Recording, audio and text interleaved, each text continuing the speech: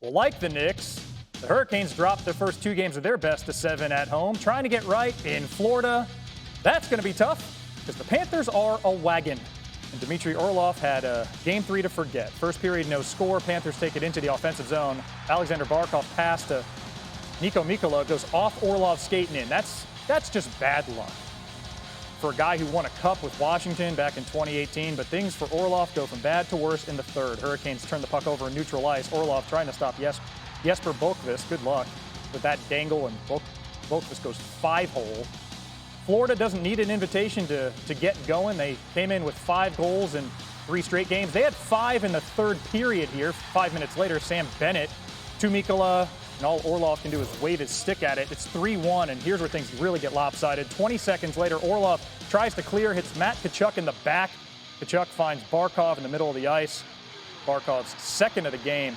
Canes lose 6-2. They're down 3 games to none.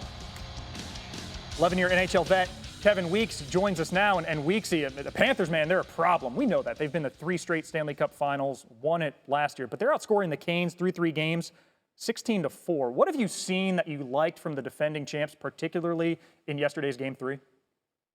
They're living up to the name, the Panthers. Big cats that they are. They're just chilling. They just lurk in the weeds, lurk in the grass. They don't force the kill. And just like yesterday in that third period, with the giveaways that Carolina presented them, like this one, watch Boqvist, outside, inside, 5-hole, whoop, turn on the red light. You don't have to be Roxanne. Here he comes now in transition, Mikkola, against the grain, top shelf, perfectly placed. Watch how they're slicing and dicing. They're getting to those hard areas on the ice. This time it's Barkov. Beautiful pass by Barkov, fortuitous bounce. And not to be outdone, how about that dish over to Brad Marchand? Sorry, Bruins fans. He's been a great fit down there in South Florida. For the Panthers, 10 different players with 10 points or more. That's depth, that's composure, and that looks like a team that wants to get back to the Stanley Cup final once again. Yeah, Marchand said post-game, we're prepared to go 7 here. Panthers can close out the series in 4 tomorrow night at home. Weeksy, Western Conference Final, we got more competitive parity. It's tied at 1. Both the Oilers and Stars each have a 3-goal win under their belt. What decides today's Game 3 in Alberta? Well, I can tell you from an Edmonton Oilers standpoint, it's going to have to be defensive commitment that they showed in Texas in Game 2. If they're committed defensively, whereby they're challenging a lot of the shots, they're contesting the shooters, they're in the right spots, they're not chasing offense. That was a textbook defensive game in Game 2. And of course, Stuart Skinner with saves like that, if they can get that combination of team defense, and Stuart Skinner has 3 shutouts in his last 4 starts, look out. But from a Dallas Stars perspective, just quickly, they've got to stay out of the penalty box. It's a different deal up there in Alberta. That atmosphere is hype. The fans are an additional player on the ice. So the Stars have to kind of manage their road game. Curious to see how this matchup looks up in Alberta for Game 3. Weeksy, you know about the emotional roller coaster of the position. To what do you attribute Stuart Skinner's up and down and then recent return to form and his success since getting the starting job back? Yeah, my undercover nickname for him has been the Skinny Pony. And when he's galloping like he should be in the Preakness or the Kentucky Derby, he's making the saves he should make and some of the saves he should not make, like the ones you just showed. Where he struggled is sometimes he'll do a little bit too much. He can slide outside of his post and take himself out of position. But I've got to tell you, the good version of Stuart Skinner has been money. He's been outstanding.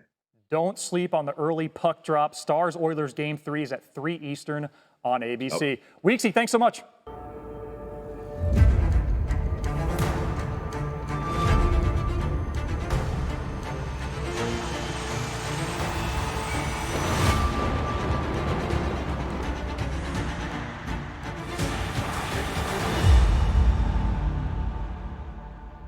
We are just hours away from the puck drop in Edmonton. Game 3 of the Stars and the Oilers tied at a game apiece. And that is where we find our hockey aficionado, Emily Kaplan, ready to go there. Boy, all those seats are going to be filled very quickly. And one of the big questions for Game 3 is the health of Roope Hintz. So he left Game 2 in the third period after getting slashed by Darnell Nurse. What's his status for today? Well, first, the fallout from that play. Darnell Nurse, there's going to be no supplemental discipline, so no fine, no suspension. Stars coach Pete DeBoer was not happy with how it was handled on the ice. He questioned If that was Connor McDavid getting carted off like that, don't you think it would be a 5-minute major? Now, DeBoer was not very forthcoming with Hintz's status. He said that they were still waiting imaging as of yesterday, so they were unsure if he was going to even get on the flight. Now, he said that in his availability right before the team was about to get on the airplane, so I think there's a little bit of level of gamesmanship going on here. If Hintz is not able to go, it would be a huge loss because he was the center to that all-finish line with Mikko Rantanen and Mikael Granlund that really has been the only line going for the Stars these playoffs. I would expect Wyatt Johnston to fill that role, but it'll compress them even further because they just haven't been getting a lot from their depth guys throughout these playoffs. Interesting. Now let's go on the other side and talk about Oilers goalie Stuart Skinner. He's coming off a shutout in Game 2, so that's his third in his last 4 starts. But we know it's really been a roller coaster. He's allowed 20 goals in the 4 games that he's lost. So how does Edmonton ride these up and down performances? You know, you use the word roller coaster, Hannah. That's also the word that Stuart Skinner used to me to describe his own playoffs. And I don't think it can be emphasized enough. He's either had an .833 percentage or lower in these playoffs or a shutout. There have been no games in between. None of us can remember any games like this. They actually benched him after the first 5 games in these playoffs in favor of Calvin Pickard, but that's not an option right now because Pickard is injured and their backup right now, Olivier Rodrigue, he's only played 2 games total in the NHL, so they just don't want to turn to him. So in Stu, they trust. Connor McDavid said that he really loved the way that Stu battled in the last game. He was fighting to see pucks.